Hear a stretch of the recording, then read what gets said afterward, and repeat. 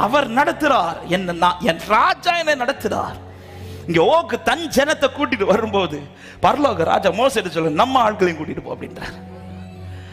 ஓக்கு என்ன நினைச்சார்? அந்த கூட்டத்துக்கு ராஜா மோசேன்னு. ஆனா யோக்குக்கு தெரியல, அந்த கூட்டத்தின் ராஜா ஒரு பரத்தில் இருக்கிறார். ஏன் இந்த வார்த்தையை சொல்றேன்னா, நடத்துகிறது நம்முடைய ராஜாவானா? என் ராஜா தான் என்ன நடத்துறார். ஆனா என் பாதை ஒவ்வொன்றும் ஜெயமே என்று நம்புகிறவர்கள் சத்தமாய் ஆமென் சொல்லுங்க பார்க்கலாம்.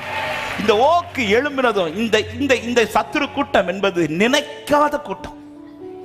அதனாலதான் வேதம் சொல்லுகிறது 1வது வசனத்திலே, ராஜாவாகிய ஓக், பாசானின் ராஜாவாகிய ஓக் தன்னுடைய சகல ஜனங்களோடும் நம்மோடு எதிர்த்து யுத்தம் பண்ணும்படி புறப்பட்டான்.